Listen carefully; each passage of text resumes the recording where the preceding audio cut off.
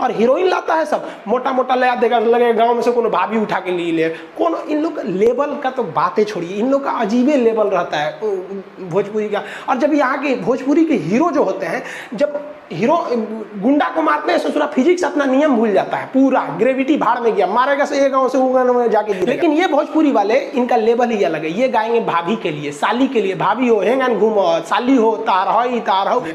इसी में कहा गया है कि मीडिया की भी स्वतंत्रता है, मीडिया भी चाहे तो जो बोल सकती है, लेकिन हाँ आप दायरे में रह के बोलेंगे।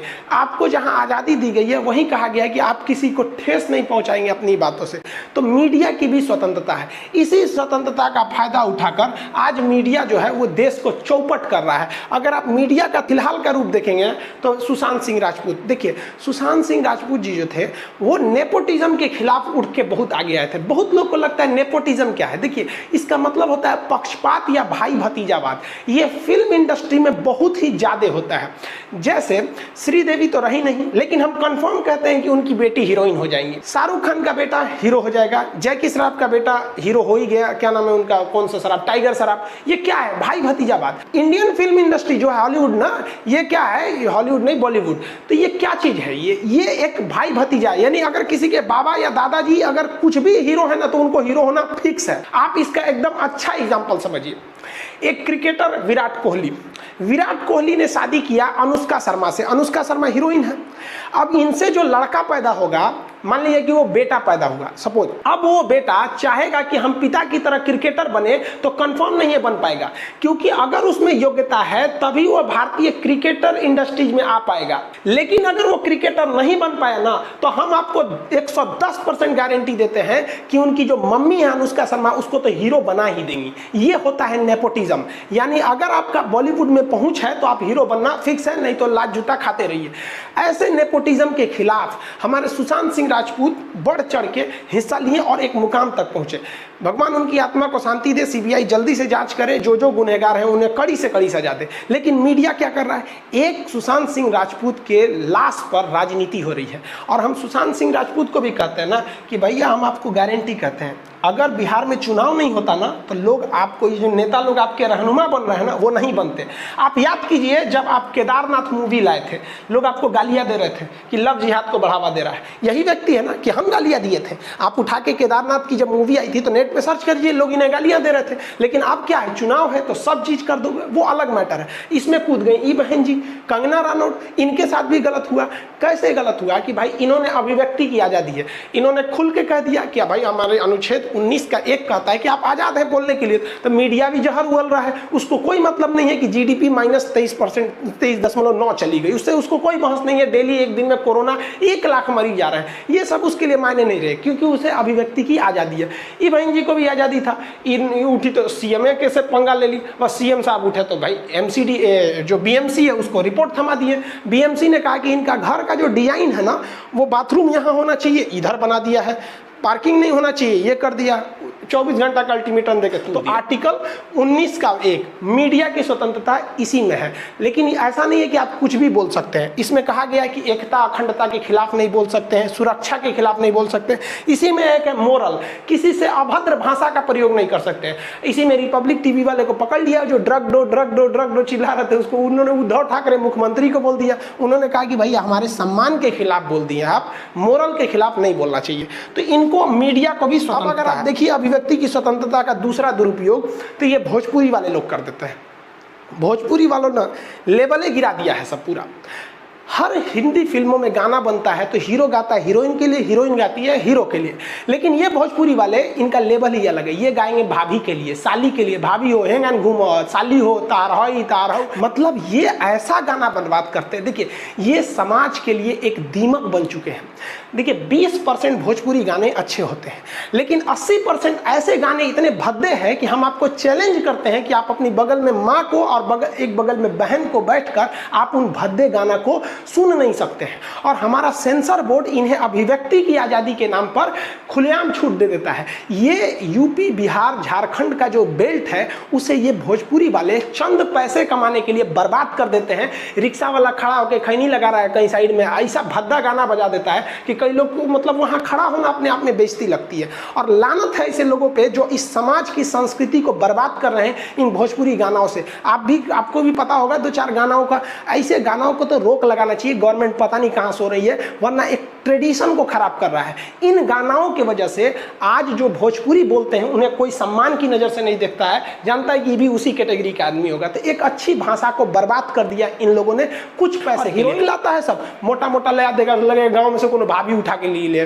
कौन। इन लोग लेवल का तो बातें छोड़िए, इन लोग का अजीबे लेवल रहता है भोजपुरी का। और जब यहाँ के भोजपुरी के हीरो जो होते हैं, जब हीरो गुंडा को मारते हैं ससुरा फिजिक्स अपना नियम भूल जाता है, पूरा ग्रेविटी भाड़ में गया, मारेगा से एक गांव से वो गांव में जाके गिरेगा। इस सबको भी रोक लगाना चाहिए। अभिव्यक्ति की आज़ादी इतना मत दीजिए कि किसी समाज को बर्बाद कर दिए। घुटना को शुद्ध भाषा में क्या कहा जाता है? ठेवना बोला जाता है। तो ठेवना भी देखिएगा पीछे आएगा, आगे थोड़े आएगा। ठीक हुआ आगे नहीं आता, वरना चलते वक्त आगे आ जाता, आदमी उलट जाता ऐसे ही करके। इसमें आप देखेंगे तो केवनी वगैरह में हो गया। यहाँ पे तू सब लड़कियां को देख रहा है, सब दूसरा फोटो लगाते हैं। यहाँ देखिए ध्यान भटका देता है, लड़का से बहुत बदमाश होता है। इसको पोलियो एक तरह का इनएक्टिव वैक्सीन होता है। आप कुछ लोग पोलियो भी नहीं पिलाते हैं, कहते हैं कि 2 बूंद पीने से 2 बच्चा होगा। अजब हाल है भाई। ऐसे लोग जरा सोचिए कि जो इतना छोटा बच्चा है, आप ये नहीं सोच रहे हैं कि ये बड़ा होकर कितना पढ़ेगा, क्या बनेगा, बल्कि आप ये सोच रहे हैं कि ये बड़ा होकर कितना बच्चा पैदा करेगा। कितनी गजब की सोच है। और गवर्नमेंट भी इसको कहते हैं कि भाई कम दिमाग वाले के लिए आप अच्छा दिमाग लगाएंगे तो उसको अच्छा नहीं सूट ही नहीं करेगा, क्योंकि ट्रक का माल टेम्पू में लोड नहीं होता है। तो बकलोलवा अगर ये सोच रहा है कि 2 गुण से 2 लड़का होगा, तो उससे पूछिए कि तोरा कै गो लड़का चाहिए। इससे 53, 54, 55 जितना लड़का बोले 1 कटोरा पिया दो। रीजन इसलिए नहीं कि इसको पोलियो हो जाएगा, अगर इसको हुआ तो हमारे देश में भी पोलियो वायरस जिंदा बचेगा। अगर बीपी लो हो जाए तो बढ़ाने के लिए फल फूल नमक वगैरह खाइए, ज़्यादा बढ़ जाएगा। हाई हो गया है तो नमक, तेल, मसाला, गर्म चीज़ कम कर दीजिए, लो हो जाएगा। तो ये दवा और मेडिकल पे दवाइयाँ भी अवेलेबल रहती हैं बीपी को कंट्रोल करने के लिए। हाँ, बीपी को कंट्रोल करने का घरेलू उपाय भी क्या है? घरेलू उपाय समझिए। मान लीजिए कि अगर आपका बीपी बहुत बढ़ गया है और आप चाहते हैं बीपी को घटाएं, तो आप अपनी साली से बात कीजिए। साली से बात करेंगे ना तो बढ़ा हुआ बीपी ऑटोमेटिक लो हो जाएगा। और अगर आपका बीपी बहुत लो हो गया है और आप चाहते हैं इस बीपी को बढ़ाएं, तब आप अपनी घर वाली से बात कीजिए। 10 मिनट बात करेंगे ना, आपका लो बीपी को हाई कर देंगे। समझ में गया? तो ये घरेलू उपाय भी है, आप इसको भी आजमा सकते हैं। घुराई करके नौकरी उकरी लीजिए लोग, और नहीं नौकरी वगैरह नहीं हुआ ना तो घर वाला क्या करेगा, सब कैसे ही बूढ़ सूढ़ को थमा के भेज देगा, ले जाओ।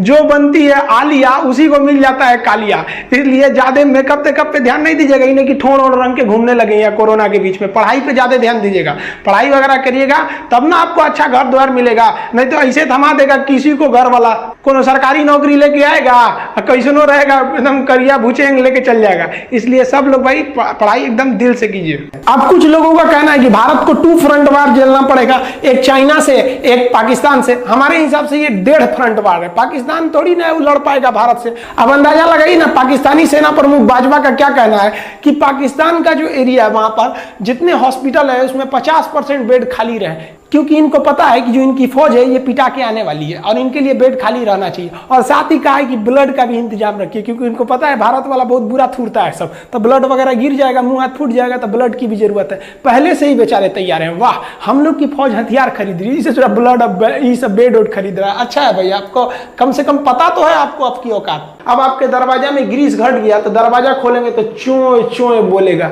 वैसे ही आपके शरीर में जैसे बुढ़ापा में यूरिक एसिड बढ़ेगा, साइनोवियल द्रव घट जाएगा, अब आपकी हड्डी चोए चोए बोलेगी। तो उसी को कहते हैं लोग गठिया हो गई लो बाबू को।